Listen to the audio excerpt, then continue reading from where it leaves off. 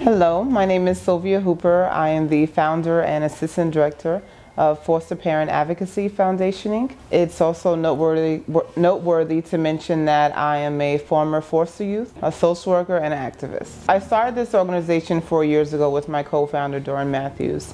We worked at a foster care agency. We witnessed a lot of injustice and corruption at that agency, and we thought as social workers we needed to embark upon just starting something on our own and really creating a community where we could really give back to foster parents and youth and really make sure that the advocacy that we gave to them was effective. Currently, there isn't an organization such as ours that provides both advocacy to foster parents and youth.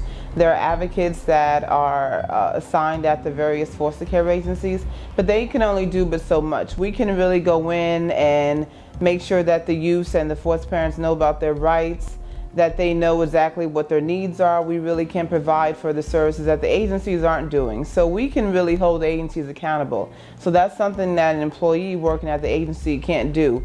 And so that's why we stepped out on our own also and made sure that we had an independent grassroots nonprofit organization so that we can go in and demand the respect that the foster parents and the youth need and require. Every day we have challenges. We have challenges just intermingling with the agencies. We have challenges sometimes with the foster parents that, can be a little bit stubborn and hard-headed, but I think they know that we're coming from a good place, that the advice that we're giving them is coming from someone that's walked in their shoes and also someone that's a professional that has experience and knows what we're talking about. We're not guiding them in the wrong path. We're guiding them through a path where they're following the guidelines as per the New York State Foster Parent Manual, all the state guidelines. We're really making sure that they're well informed and that they know what their rights are so that they can both advocate for themselves and their child that's in the home. The purpose of this video is to bring about the experiences and the issues of the foster parents and youth that we serve. We want to make sure that we give a voice to the voiceless. We hope that the foster parents and the youth that have spoken in this video, that their voices will be heard. We want to, just send out a message to the community that people need to get involved in this issue. It's not about being directly affected by the foster care system, but being a concerned citizen and really taking a stand on the side of justice.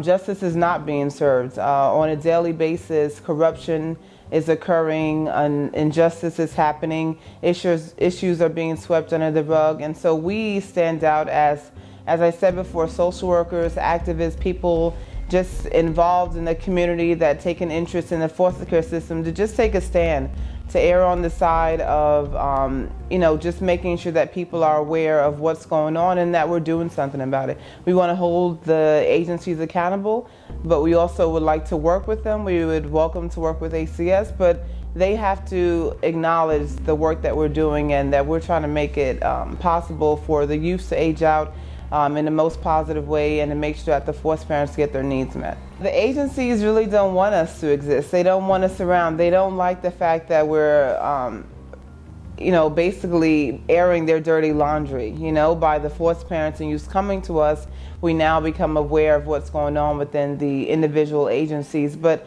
what they fail to realize is this type of work, there's always going to be room for error. There's always going to be mistakes that are going to happen, but it's the way in which you take the steps to correct them. It's the way in which you take the steps to hear from your clients what's going on and how we can fix it. And it's the way in which you embrace an organization that's willing to help you make your job just a little bit easier.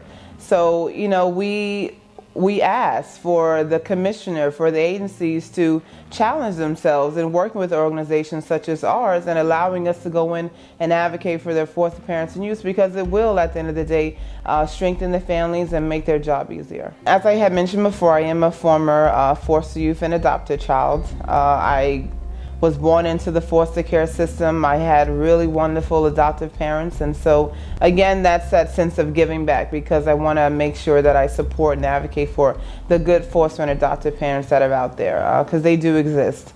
And so, having to be placed back into the foster care system, both my brother and I, at the age of 15 and 13, it was very challenging. We were in a kinship situation, as they call it, because they are my father's biological relatives. Although, because we were adopted, we didn't actually have any kin ties to them. And they made that very clear upon living there with them on a daily basis. We got the message.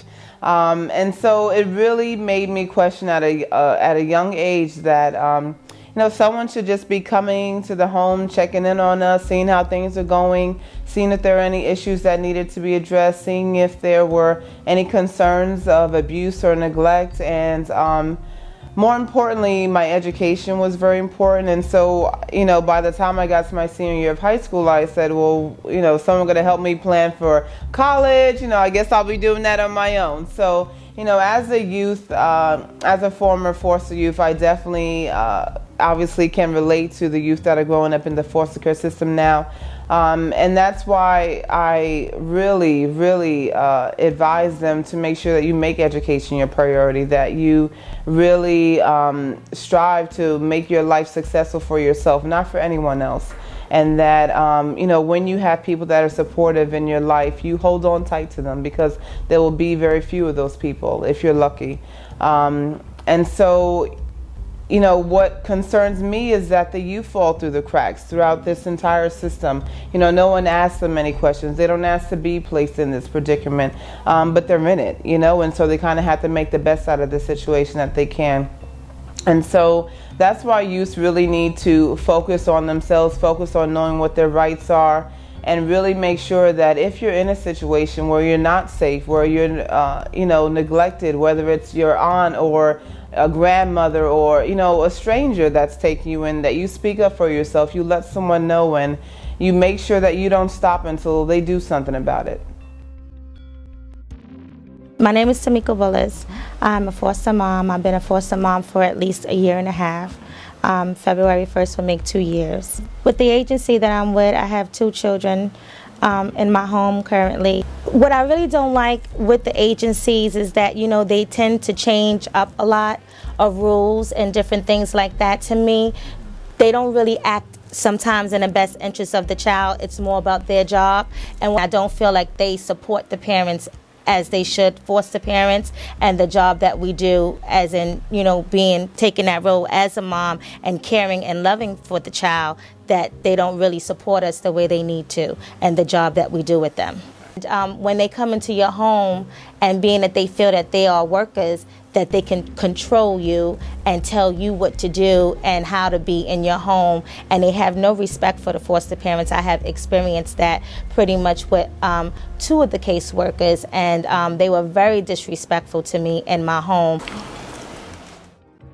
Hi, my name is Miss Thomas. I'm a foster parent. I've been a foster parent for about 20 years. In December of 2009, I was called for 4 children.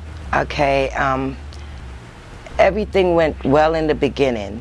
As a supervisor, okay, and when she came on, she told me that they kind don't belong with my kind, meaning that these children were Mexican children.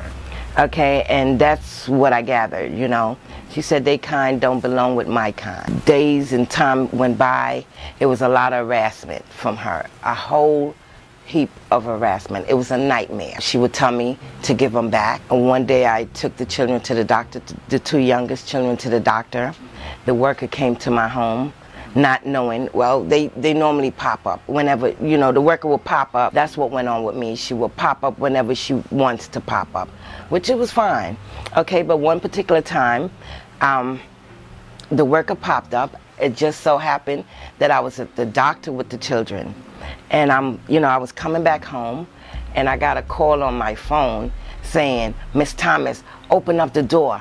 Open up the door. We know you in the house. We're gonna call the police on you. So, I got to my stop, and I got off on my stop and went into the building. When I went into the building, the worker was standing in the lobby of my building. And, it was just a big thing. You understand? I knew that I needed help. I ran and, you know, I called around, and that's when I met FPA. Okay, and they have helped me a whole lot.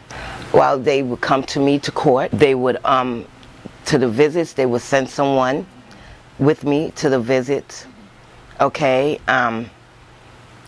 if we had meetings, they would, you know, come with me to the meetings. You understand? They were there for me. They are, well, I'm not gonna say where, they are there for me. And FPA has been with me from day one, okay, since the year 2010. And they see me go through a whole lot, and they've been there, and they've been helping me.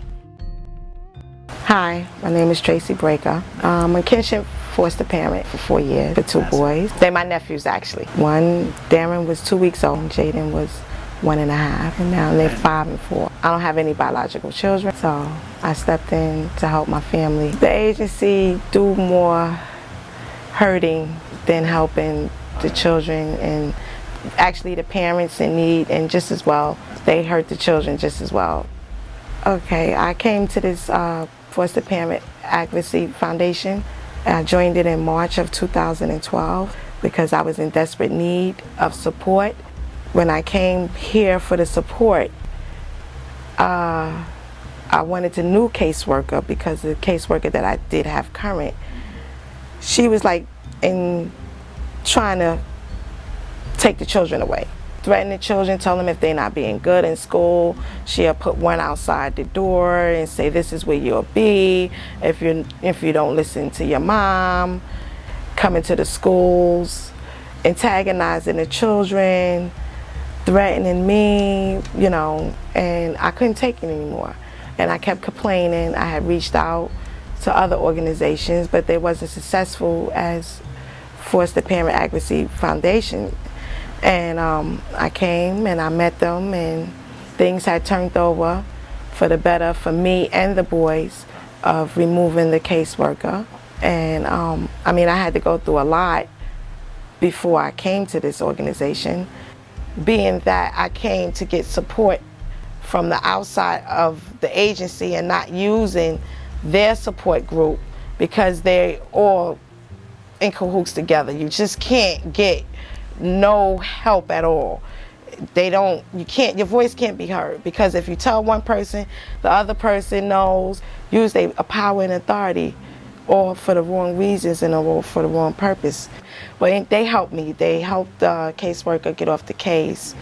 But they helped me out a lot, and I encourage everyone that, you know, if they need help or needs to know their rights, this agency is a good agency. I feel I'm going to get a little backlash if the agency see the video, but I'm here to fight. I'm here to stand and be a member with the Foster Parent Advocacy. We need more people to come to, you know, be united, because there's a lot of people out there being hurt for unnecessary reasons. It's like you could blink your eye if they say we want to do this and sabotage and say you did that, and they get away with it. They get away with a whole lot. And the commissioner really needs to come out. The directors need to sit down, have group meetings, stop taking the caseworker's word over the foster parents. Listen before you go to the hearings and stuff like that. It's not okay. It's my life, you know. My name is Aretha Boomer. My god sister was telling me about this organization. I was like, okay, let me call. So I called in, and then I walked here, and right now I'm going through a case with my adoptive mom, and I was just asking them for help, and you know, I thank God for them, because Miss Santa came with me to court. Miss Matthews was allowed to come with me to court, and you know, to be my support system, because I was charged with a felony, you know, for a mistake I did, and now I have an order of protection against me. So I thank God for them, and they've been helping me ever since then. They helped me get my birth certificate so I could start my dance instructor job. They helped me with Metro cards, you know, because I don't have any money or any support to do so. So they really helped me out, and I'm 21 years old.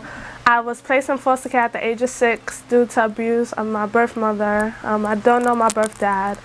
I got adopted at the age of 10. I entered foster care with my baby sister, and I was 6 and she was 4. And we were separated spitefully because my mom wanted to hurt me.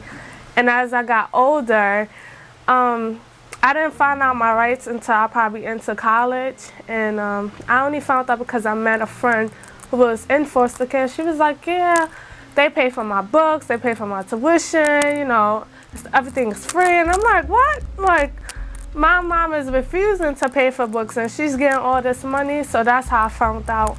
I'm struggling, you know, I don't have support.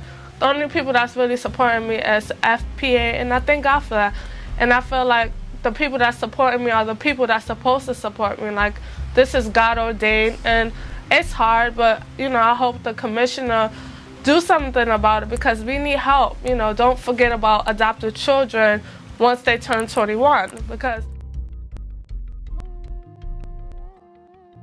My name is Ronald Tingman, and I'm a foster parent. I've actually been a foster parent for 6 years. I've been with several different agencies. Well, the most recent one I've yet to learn because I just got with them in a transfer, but the ones that I dealt with in the past was pretty much a disturbance for me because I wasn't getting the proper help that I needed to get through the agency. Well, actually, as far as getting support for the children, right now I'm with a foster parent advocacy, and they pretty much helping me to guide me through the things that I'm like, far as my rights and things like that, to help me get through the certain situations that the agencies are not helping me with. Well, FPA have helped me a lot because I was going through a situation with one of the agencies where they closed my home and they gave me a label as a child abuse, and they helped me to fight that situation, and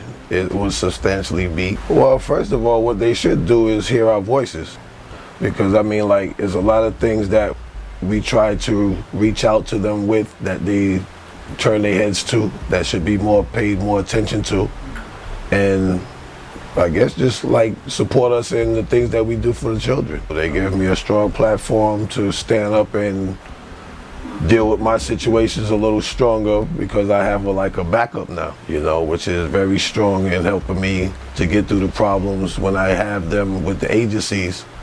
I have somebody now to help me to stand strong and fight my battles. Well, if I was to address the commissioner, I would explain to him that he needs to pay attention to the voices that are being told to him about the situations with the foster parent advocacy, and reach out to us and let's get this thing going to help these kids. Fanny Wright. I'm a foster mother. I have a false allegation against me, and I received a lot of letters in the mail saying that I was an abusive foster parent. And I went to my agency with the letters, and they told me to write a letter. I wasn't told how to write that right. And somebody told me about the FPA-Foundation, and I called them and they told me to come in, and they helped me a lot and told me my rights and everything. And I had a court appearance, and they went to the court with me and represented me in the court. And they taught me a lot. Well, I would tell the commissioner that I'm a very good foster mother, and I never abused any children, and I would like for my name to be cleared. And I would like for you to help the FPA Foundation because they need the help, and we foster parents really need them helping us. So could you please help us?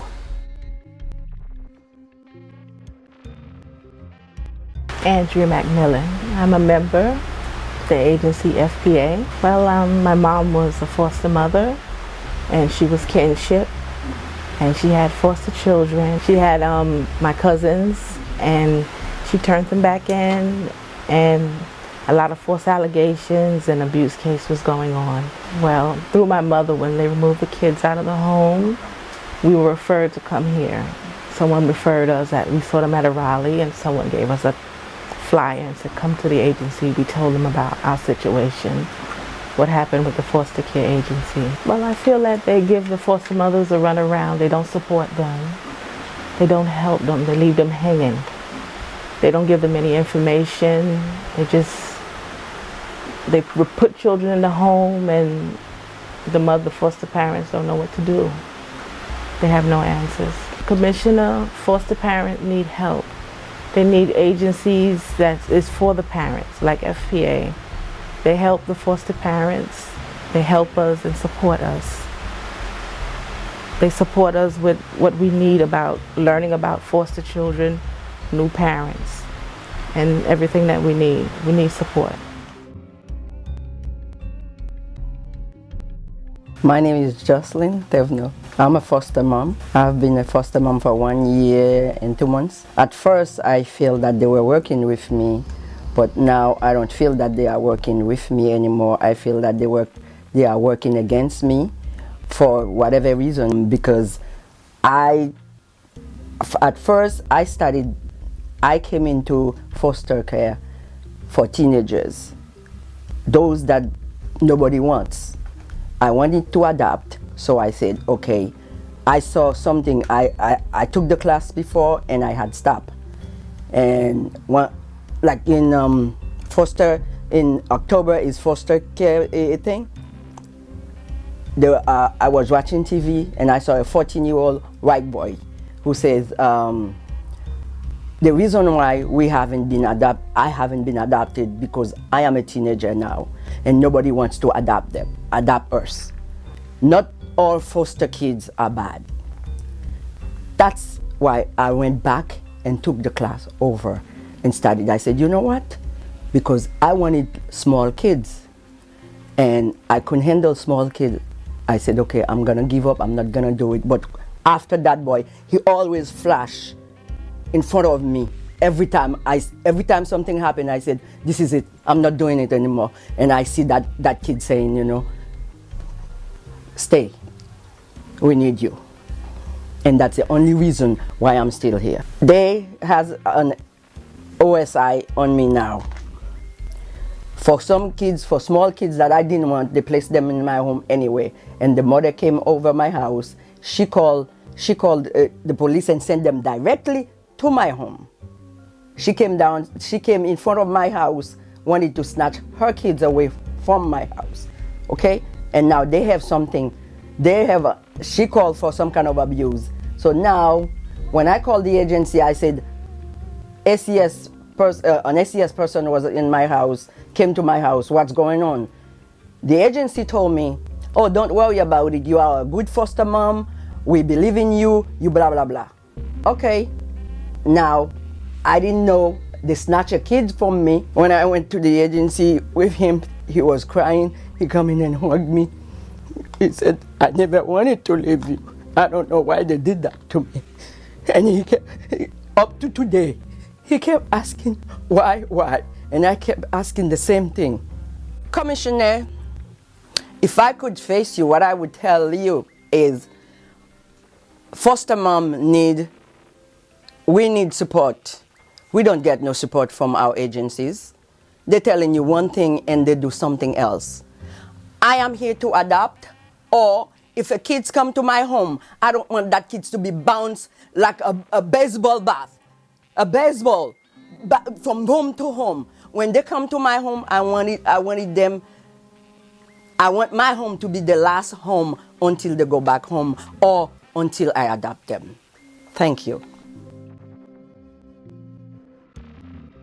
Mi nombre es Fausta Zapata. I'm a foster mother.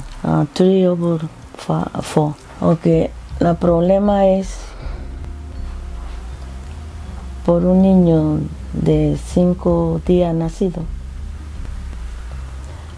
Lo encontraron con un poco cosa aquí en la cabeza que no es higiene, dice ellos.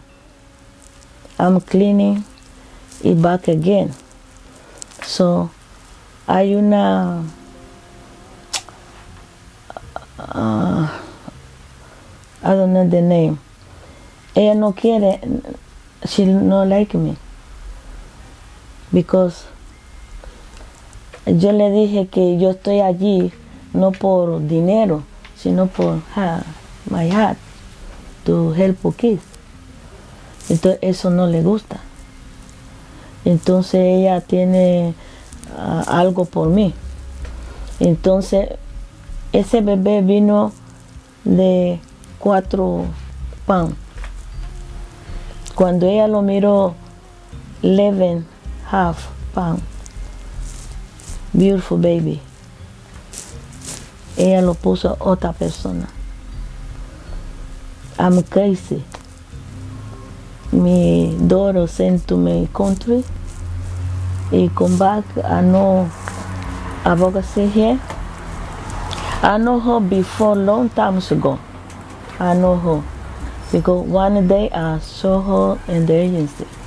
She gave a card to everybody, pero no le puse atención. Pero cuando la cosa está dura, I dije, ellos me ayudaron for my right, you know. So, me dieron una muchacha con un bebé y give it a lot of hard time. Entonces tuve que dejarla para que no tenga yo trouble. Okay. So, ellos me ayudaron para choice to other agency. I don't know. Okay. Cuando estoy en la agencia, me pusieron un niño. Nobody say me my right. I'm working myself.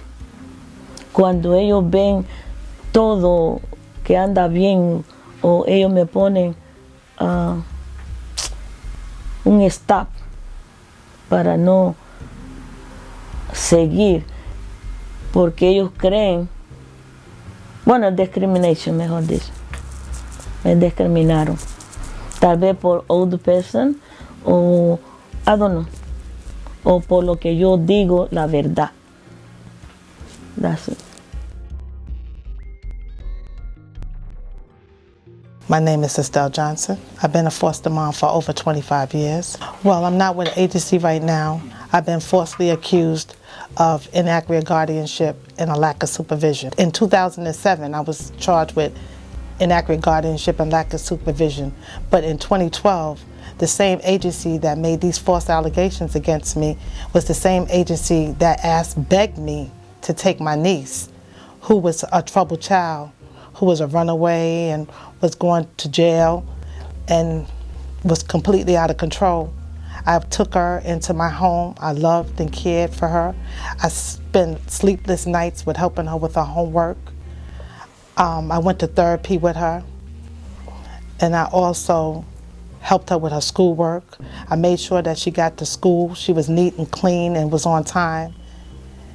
And that same child that was a child that had behavior problems is now a student and has graduated with merits. I met FPA in 2009. FPA have taught me my rights. They taught me the rule book. They had helped me every way. When I was crying and sad, they helped me. They were there for me. They're very supportive. And I think that if there's any agency out there, that FPA is the best. And they've been helping foster parents and youths for over 5 years. I thank God for FPA. My name is Doreen Matthews. I am the founder and executive director of Foster Parent Advocacy Foundation, Inc. Well, I became a foster and adopted parent 12 years ago when my family members came into the foster care system due to my sister using drugs and stuff. My nephews were placed in foster care, and that's how I became a kinship foster parent.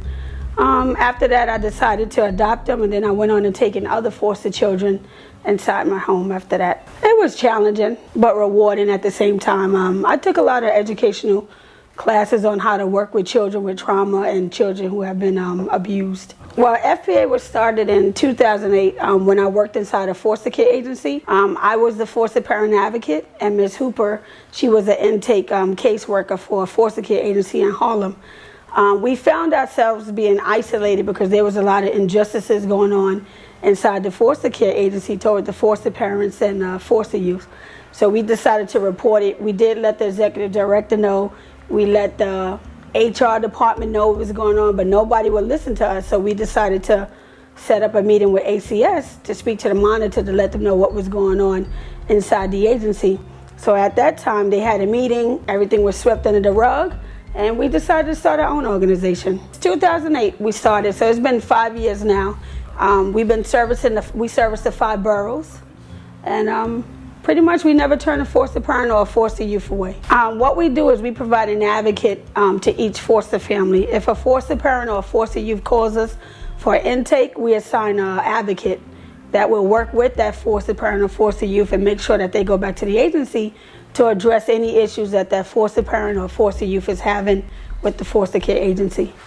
We also provide educational workshops about their rights and any other services that they may need, we help them get it. The challenges FPA is facing, the foster care agencies, they really don't want to work with us because they don't want us there educating the foster parents about their rights or telling the foster youth about their rights, but they should look at it as a extra help. Somebody's there helping them out, because what they can't do, we can pick up the ball and try to help them in some type of way. And a lot of times the foster parents and foster youth don't feel comfortable talking to the caseworkers at the agency because they feel like the agency is working against them.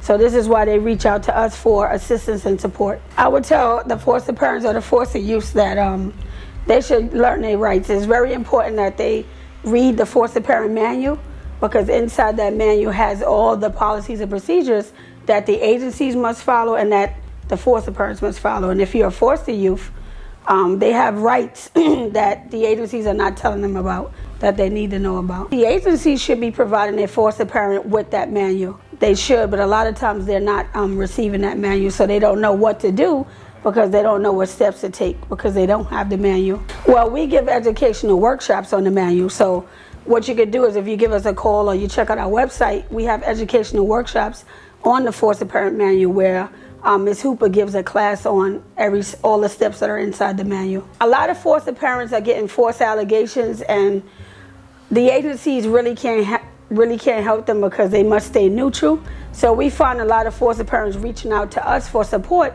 but a lot of foster parents cannot afford to get an attorney. And this is why it's very important that foster parents really need to learn their rights so that they can prevent, they really can't prevent the allegation because anybody could call in a false allegation against you, but they can take some steps to prevent this, from taking place. So I think it's important that foster parents really need to obtain a lawyer. They should have money on the side. They should save money because you don't know when you're going to have a false allegation case called in against you. And it can ruin your life once they put you on that child abuse. On the state central registry, once they put you on that registry, your life is pretty much finished. Once you become indicated, a foster parent is on the registry for 28 years. So that's why we try to tell foster parents once they get an indicated case, they need to take the precautions. They need to reach out. Either you could call our office or you have to get a lawyer to get your name off that registry. The workshops we give them is steps that they need to take.